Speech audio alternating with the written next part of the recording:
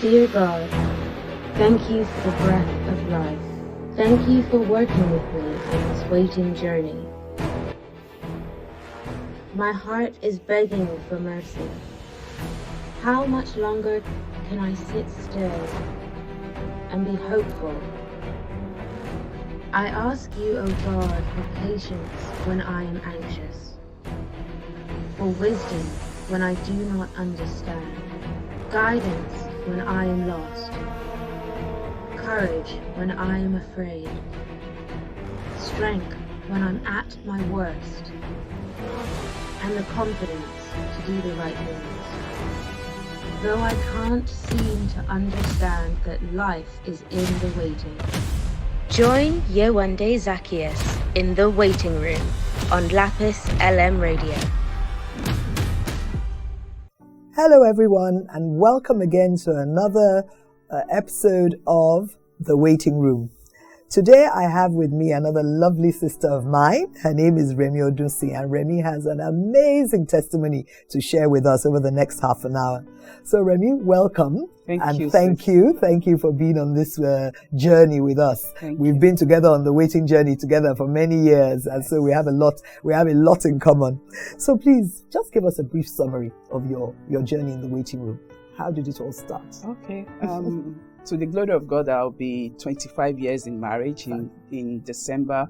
Fantastic. I waited through about 12 years for our first son to come, and we had another one 2 years later, and a decade break in between, and which was also a period of waiting. And thank God, we are where we are today.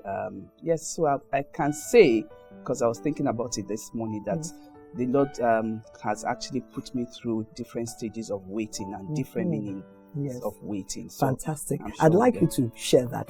Different stages of waiting. Tell me, what was stage 1? What was stage 2? Okay, so for me, stage 1 would be, it's like a life cycle. Stage 1 would probably be, the second year, between 2 and 3 years or 4 years. You're still trying and everything. You still welcome all the ideas. People are still smiling at you and you're okay. By the time you get from 6 to 8 years, you are moving up that curve. I think for me, the curve kind of peaked 8 years, between 8 and 10 years.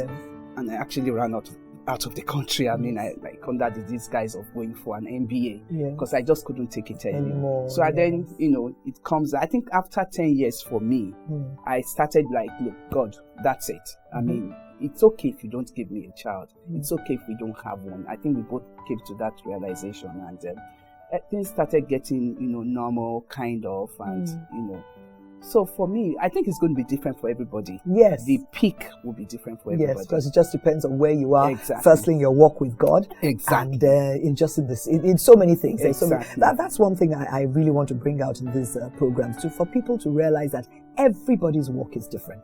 One person can say in the program that, I did this and it worked. You don't go and try that. It will not work for you. You must hear from God. Exactly. So I think that's so interesting. Now, the thing about your own situation is that when you went to the doctors, they now said it was unexplained. There was nothing wrong with you. There was nothing wrong with your husband. And you now came to a realization that this must be spiritual. So I'd like you to share a little bit about, how you came to that stage of realization. Yes, because we've tried everything. We tried, everything medically possible, from counting the days, counting the hours, checking temperature, doing all that, artificial insemination, and nothing was working. So even at the start of IVF, it was also still not working. So, and I used to have some breathing, and I have to tell you this because, like you said, it depends on your, the stage at which you are with God. And over time, I've gone back to those periods, and I'm not where I am now, where I was back then. And right now, what is different now for me is what I actually want to talk about. Yes, we always have battles. Yes, we always have spiritual issues, but it is our position of the battle that really matters. I wish I knew what I knew now back then, because I will war from a position of sitting with Christ and not warring from down here. It makes a lot of difference. Tell me the difference. What is the difference? The difference is... What is warring from down there? Okay, warring from down here is you constantly making that issue your focus, constantly giving attention to the enemy, to the devil. His job is to distract you. Exactly. But the work of Christ had already been finished millions of years ago. So you don't have to focus on this. You focus on Christ. Is done. Everything is completed in him. So when you focus on him, your dealings, your outlook, you will walk from a place of rest. Fantastic. I think that was what was missing for me. I wasn't worrying from a place of rest. I was worrying from a place of fear. Fear. Fear. Fear, because everybody. I listened to someone yesterday that said that if your child is old enough to have a nightmare, that child is old enough to be taught spiritual warfare. It will always come in one way or the other, but the focus must be on God, on Christ, on his finished work, on his righteousness. Not on the devil. That is it. I think if you say nothing more for the next 30 minutes, I think that somebody is going to take that away and run with it. That spiritual warfare is real, and it is a battle Christians must face. But take it. The position you should take in that battle is a higher position, a position of victory, looking onto Jesus, not focusing on the devil. No. I think that's a fantastic revelation, and I thank you for sharing that. So you say that the key, one of the keys to your victory was praise. Oh, yes. Praise. Oh, yes. And we all know that praise is an important weapon of warfare. So please tell us about that. Because, you go through this waiting on God is one of those two things, and I'll talk about the other one later, that is a journey nobody can take for you. Yes. So you have to know what works for you. For me, it was praise. Once I start, you will have your downtime. There are months that you think that, this is the month. Yes. It has happened. And then one thing happened, and then you see that you have your period. It's not the month. You are downcast, you are depressed. Once that comes on me, I know it's the wrong atmosphere. Once I start praising God, it lifts. And I start, remembering the things that I've written down. I've actually had my testimony written. Beautiful. Before it happened? Like 8 years before it happened. Fantastic. I sat down one day and I said, this is going to be my story. I wrote down what I wanted my child to look like. Wow. At that time, my husband always wanted a girl first. So I wrote down. So my son, sometimes people say to him, "How come you came with so much hair? Look at your eyelashes." Did not give those things, but brought us a son, which was, quite fantastic, amazing. So praise and I would be dancing, visualizing myself I've always wanted twins, with two, babies. Sometimes I'll put a pillow in my stomach and I would dance and dance and dance and dance and praise God. So that actually was one of the things that helped me. And every time that happens, God would always come to me in my dream, and I would see things that would assure me that He has not forgotten. This is coming to pass. Amazing. The power of praise. And it's so easy to do. You don't need anything. Just your voice and your feet. Dance. So I pray somebody out there is listening to that, that there is victory. Victory will come through praise. Now, your husband was a Muslim when you got married, and it wasn't until 5 years later that he gave his life. But, you said something, and, I need to say very quickly that Remi's testimony is in God's Waiting Room, Book 2. And what is amazing about Remi is that her husband is one of the few men who decided to also share a man's perspective of his testimony, which is very interesting. So please get God's Waiting Room, Book 2 from either Lantana Bookshops or Fountain of Life Church. Many bookshops have it, so that you can have the full value of their testimony. But you would have thought, and I'm sure you thought the minute he gave his life that was what was holding us up. The miracle is coming. Tell us what now happened. Well, we moved to a second level of battle. Can you imagine? In the sense that, okay, Shebi, both of you now, you are in church. Let's see what's going to happen. And at that time, we were dealing with so many other things that we didn't really realize that we were dealing with. So that wasn't our problem. Yes, I would quickly say that it's very, very important for you to be in agreement. Yes. So, and agreement sometimes would come by way of that religion. But that didn't solve our problem. He he actually gave his life and he never looked back. We prayed together, we fasted together, we did everything together. But I think the Lord wanted us to come to agreement on certain things, and he also wanted us to, to know him and to know the purpose for our marriage. Yes. Because that's another thing we miss. Every union has a purpose. And sometimes God will require you to know that purpose before He brings another life for you to nurture. Wow. So, yes, so it didn't happen immediately. It required for both of us to now learn in Christ. Yes, together. So I thought that was a very important aspect of your testimony, because we often feel that, because you went to service one day and the pastor looked at you and said, today. It may not just be that today. Yes. Because your husband now got born again, you may think that was what was holding him. So I want people to understand that sometimes there's still a reason. Yes. There's still a reason for the wait. Yes. There's still a purpose in the wait. Yes. So that's really, really important. Then you said in your testimony that during the time that even your own doctor suggested adoption, and then your husband and you suggested IVF at a time when you had decided you don't want to see any doctor, you just want to wait on God. How did that make you feel? Oh my God. I can never forget. The first one was, okay, so let me talk about adoption. Yes. We've always wanted to adopt. We've always said that after we finished, and I think many couples do that. Yes. After we finish having our children, we would bless adopt the child. So it was not the adoption, the suggestion of adoption. It was the suggestion from my doctor that I should adopt. I mean, this is my doctor for about 10 years. Yes. He knows me in and out.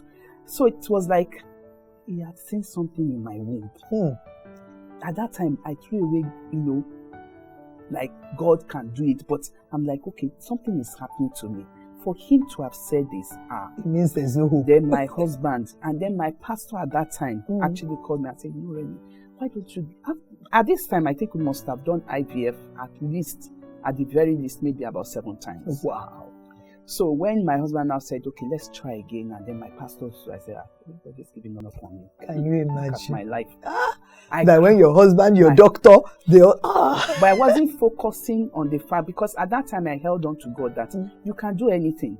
You can do this. You move mountains. So it's not difficult for you. I am not, for my testimony to be ogbonge, it has to come through natural. Yes. So that was my thinking back then, that, it must be natural for you to be able to say it was God. But really, sometimes we need to listen to God through other people. Exactly. And we need to know when God is speaking. I think there was something else that I'll tell you about it.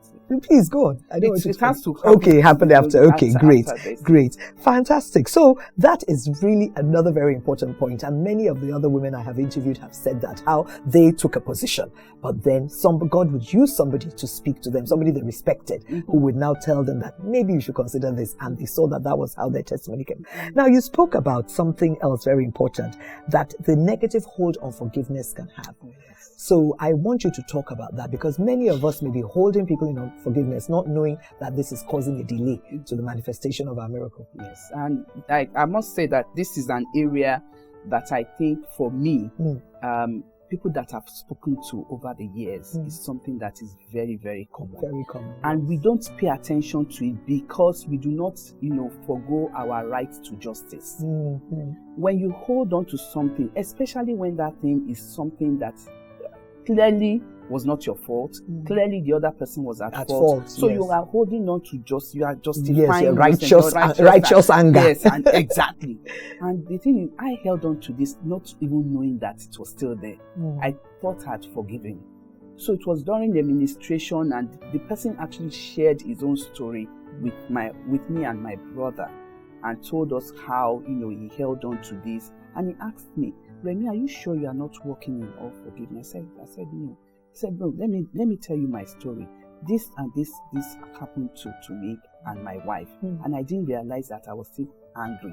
And it was the day that I let go and, forgave her completely, we got our miracle. So he just said, okay, let me pray for you. As he laid hands on me, something came, the Lord reminded me. And the way it came on, I knew God had broken a very strong hold. And this was not even in Nigeria. This was in Maryland, in the United States. So it wasn't an environment of prayer. It wasn't in a crusade. It was just like you and I talking. It was an office.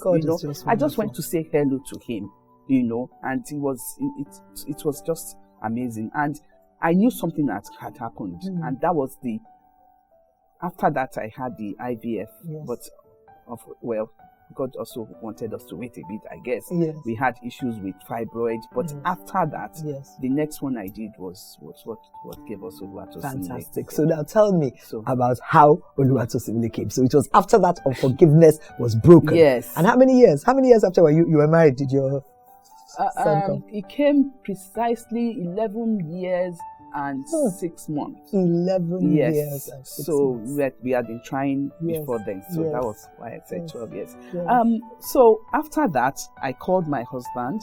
I spoke to him. I told him, okay, this actually was the one that I was I was upset with. So I told him that I spoke with your friend. The person that spoke to me was his friend. This was what happened. Okay, I've forgiven. I'm not upset anymore. Blah blah blah. When I came back to Nigeria, went out and everything.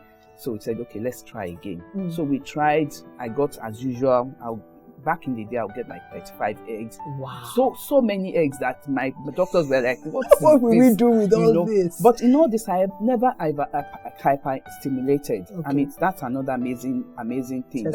Testimony. Anyway, we had everything ready and I was prepped for transfer. And the transfer, I came out of it knowing that nothing happened. I just knew. So my doctor and my OBGY came in and, they were very sad because they didn't know how to tell me. Dr. Seba was like, said, look, Remy, you've known me a while now. This was what happened. I don't know what happened with your fibroid. We've seen it over time. It's never been a problem. But when I went in there, it was like a balloon and your fibroid was sitting on it. So it actually, split into, so there was no way. Said I could have put it in there if I wanted to make money, but there was no way. So I said, okay, no problem. Let's take off the fibroid. And my OBGYN was like, no, it doesn't work that way. You've been on hormones and all that. We have to wait for that to, settle. So you can't have the earliest time you can have a fibroid removal is in 6 months. Oh, wow. So I had to wait another 6 months. By this time, I was just patient. I cried a bit, and I just knew that. Naturally. And then after the fibroid, I needed to wait another 6 months. So like a year. A year before you could try. So by the time we tried again, and I wasn't actually expecting to get pregnant, to tell you the truth. It's not because I didn't have enough faith. But, statistics, it's like when you try the first time, it's not always like that. But, God has surprised me twice with that, trying the first time. In fact, 3 times. Yes. Trying and it worked. So that was how it worked. I was just sitting.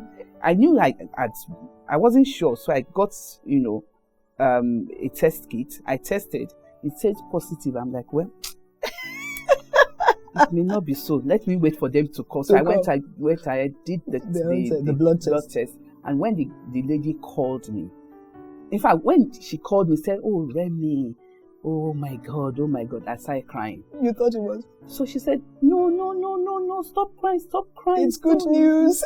Congratulations, you're pregnant. I said, what? My friend rushed into the room because, apparently they were quiet all day because they knew they were going to call me from the hospital. And everybody so they thought it was bad news and all that. Oh my goodness. It was such a joyous day. What a wonderful day. Uneventful pregnancy. And thank God. And that was how how Oluwatosimile came. Oluwatosimile. And then God surprised you. How many years after with his brother? I was going to the US and I'm like, okay, I have some frozen eggs. Let me just try. Like a year after, let me just try. Let me start trying because it doesn't work the first time and all that. And I remember I was on a business trip. I was carrying all sorts of things and I just walked in like I wanted to have something to eat. And then they did the transfer, came back to Nigeria. I walked into, what's the name of, like, I don't want to mention the name of the place. Yes. Anyway, to have my test done here in Lagos. Yes. I was on my way to work. I'm like, let's just do it. Everything was now just blasé. Let me just see. And then my beta came back positive. It was maybe 200 and something. They measure your beta. Yes. And I'm like, what? And that was how, Ariel Noah came. Like 2 years after. Which means see the bigness of God. Yes.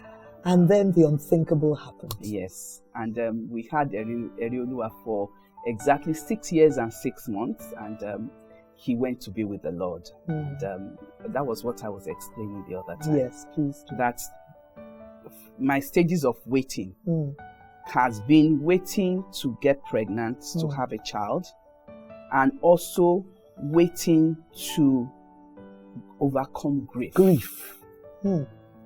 Grief is a journey no one can take for you. It's like going to the bathroom. So is waiting on the Lord. And everybody's experience is different. Ariel was never ill. He was a sickle cell child, but he did everything. He was exceptional. He was a genius. I mean, they know him in American International School, even in church, So he was never ever. So I was in Abuja, went for a business meeting. When I got the call that he wasn't feeling fine, I came back immediately and came straight to the hospital. And I was there I never went back home till he passed on, and I didn't think he was going to make it. He was going to die. Yes, it never crossed my mind. I didn't think I could lose a child. Not after all you did. Yes, it's just that it's not that I was careless. It was like and what we do when such things happen really, really matters, because I was looking at his body. I was looking at his body on the bed. And then what we need to listen to God. Yes. And I hear God say to me, you have to know that this cannot define your relationship with me. Wow. And not only that, in such moments, we need to know. And not only know, we need to voice it out. Yes. Because there's power in confession. Yes. And at that moment, I looked at him. I said, Ariel Noah, you are a life-giving spirit. Yes. You are not just a child. You are not. So I'm not going to let this moment define who I am in Christ. Right. And I say right now that this will not take anything away from my relationship with God. I was looking at him and I said, this is not even done. We're coming back we're praying you back to life. And when that did not happen, I said, God, I will not leave the path of righteousness. Yes. That righteousness is not of me, but it's of Christ that did everything. Everything. Our righteousness is what? Is filthy rags. Yes. So, but once I held on to that, and, the Lord gave me the scripture, that Romans 8:1, that there's no condemnation. You see, that was the word that pulled me through the time of grief. Yes. It was excruciating, it was painful, and but God gave you such grace. Yeah, so the Lord really helped us. And one thing I would like to also say is, because Ariel Noah was such a wonderful child. I mean, my husband said it, but sometimes I would just go into my closet and I had a place I was, hiding in the house that they didn't know. It was 6 then, but for some reason, that last, I call it 24-hour wait, I do away with my phone, everything. Yeah. My phone may be there, just my husband could only text me, but I won't look at it. I will check it intermittently. But that day, he found me out. For the first time, he knew where. And he came and laid down next to me, and he was like, Mommy, so this is where you always hide to pray. Okay, I'm going to pray now. I'm going to have a baby sister. Okay, actually, no, we'll have two, one for me, one for Tosimile, and this is where she will be sleeping and all that. Wow. And when he passed, I will always remember that moment. Yes. Amazing. Not But immediately. this God we serve, did Yes. he not turn your morning into Yes, dancing? Please yes. share the story of how I didn't even know that he had said it. So he had spoken. Yes, he had spoken has his sister. spoken, He has Yes. spoken. Please share that. So, with us. and that was one of the things that kept me going, Yes. and that kept us going actually, because I told his father after I finished my Mhm. prayers. Anyway, so that is also another incident of you feeling that there's really no hope, and you have to listen to people, listen to God through people. So I went to the US for my normal yearly checkup. Immediately I repassed. I went into IVF. I did maybe about 6 or 7 with my own eggs, using everything that I have, and so nothing worked. So I said, okay, that's it. Because I always remember that we've always wanted a girl.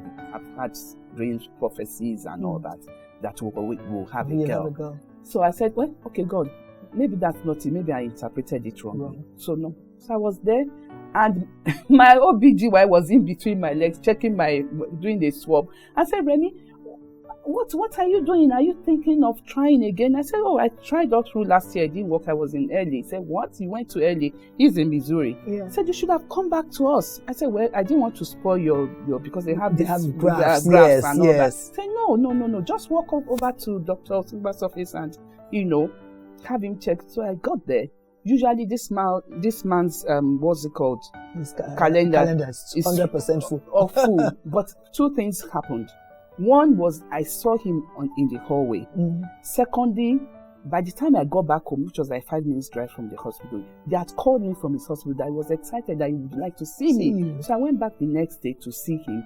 Not to cut a long story short, we agreed that we should go ahead. I called my husband. He was in agreement. That's another thing. We have to be in agreement. Agreement, absolutely. He was in agreement and went through the process, And at the first try, I got pregnant at the age of 51. Yes. Because it was after we had done your 50th birthday. I remember the shock. And your baby's photograph went viral because you hid yourself. Yes. So people did not know. Because of COVID. Yes. Actually, I didn't intend to hide myself. I actually was going to the office. Okay. People in my office saw me, but because COVID now struck, so we limited where we go and all that. So I got stuck in Nigeria as well because I was trying to get out and all that. So, God just turned everything around and it was just marvelous. What a God the pregnancy was, in my opinion, uneventful because even the gestational diabetes I had was not a serious one. Everything is over and I've tested myself. I don't have diabetes. Fantastic. I'm fine. Our baby will be 6 months old. Next and what's week. her name? Salem. Salem means Mudesireoluwa. nothing missing, nothing broken. Hallelujah. And the Lord gave us that name. So she's doing very well. Yes, Thank God. Yes, I remember when the news came, her photograph was everybody was just sending the photo of that baby. Yes. People were so happy for you because you stood because that declaration you made by your baby's side, that I will not leave God. He honored it. Yes. He honored it. No, Remy, you and Toye, you are just such incredibly inspirational Christians. I mean, you have walked the walk, and God has proven himself faithful in your life. I'm so grateful that you could come and share because, I said to you, are you comfortable to share everything? Because I know it's not easy to bring back those memories, but I'm confident that so many people listening to this testimony will just have such an amazing turnaround in their attitude, in their relationship with God, in their trust and their faith, just holding on to know that He's really a God of impossibilities. He is a God that can do anything. The more I interview people, the more my own faith is just growing and growing by doing this, because sometimes you forget, as you say, we're saying it at the beginning, sometimes you forget the awesome wonder that God is in our lives. I'm so grateful to you for coming. So listeners, as I've said, Remy and Toye's testimony is in God's Waiting Room, Book 2. And it is because of stories like this that I was inspired, to produce this movie, The Wait. I told you about it. So it's a movie that's just, talks about the journey of waiting for married couples, for a single guy looking for a breakthrough, and for a woman who's been waiting for a husband. Waiting is something that happens to every single one of us in life. Everybody is waiting for something.